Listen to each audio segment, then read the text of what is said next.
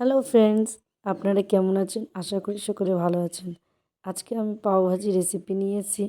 ব্রেকফাস্টে খেতে দুর্দান্ত লাগে এবং বাচ্চাদেরও খাওয়া খুব ভালো। আমি আজকে যে ভাজি রেসিপিটা নিয়েছি মানে পাওভাজি ভাজি, তো সমস্ত ভেজিটেবল দিয়ে আছে যেহেতু মানে বাচ্চাদের খুব মানে খাওয়া ভালো এবং বড়োদেরও টেস্টি টেস্টি লাগবে।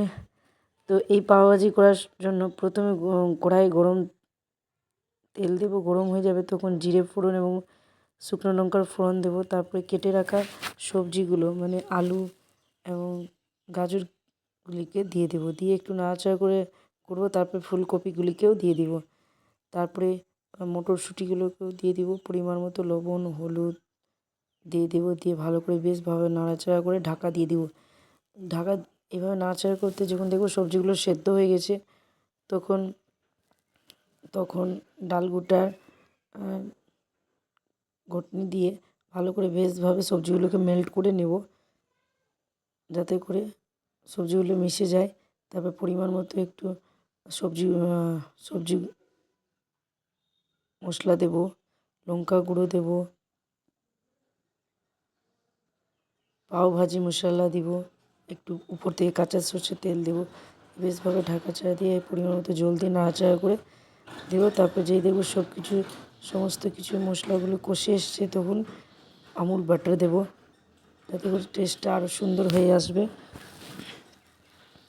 এভাবে নাড়াচাড়া করে ঢাকা দিয়ে এই যে আপনাদের ভাজি রেসিপি তৈরি। এবার কী করবো, একটি গরম তাওয়ার মধ্যে বাটার দেবো, দিয়ে পাউগুলিকে ভালো করে আলতোভাবে ভালো করে ওপর নিচ করে লাগিয়ে একটু বাটার পরিমাণটা বেশি দিলে কি টেস্টি লাগে খেতে। বেশ ভালোভাবে বাটার দিয়ে ভালো করে নাড়াচাড়া করে খুন্তি দিয়ে দেবে ভালোভাবে পাউটিকেও ভেজে নেব, যাতে করে ভেতর পর্যন্ত বাটারগুলি ঢুকে যায়। এইভাবে আপনাদের গরম গরম পরিবেশন করো পাওভাজি। টেস্টের জন্য পরিমাণ মতো আমি লেবুর রস ইউজ করেছি এই ভাজির মধ্যে, যাতে করে একটু টক লাগে, খেতে খুব সুন্দর লাগে। যখন পরিবেশন করবেন তা ভাজির ওপরে অল্প পরিমাণে লেবুর রস এবং বাটার আপনারা উপর থেকে সার্ভ করে দেবেন, তাতে কী করে ফ্লেভারটা আরও টেস্টি আসে। আপনারা বাড়িতে ট্রাই করুন পাওভাজি রেসিপিটা। আমার ভিডিওটি ভালো লাগলে লাইক কমেন্ট শেয়ার করুন। খুব তাড়াতাড়ি আপনি আপনাদের ফ্রেন্ডদের মধ্যেও শেয়ার করুন এবং আপনারা আমার ফেসবুক পেজটিকে তাড়াতাড়ি করে ফলো করুন। ওকে, বাই।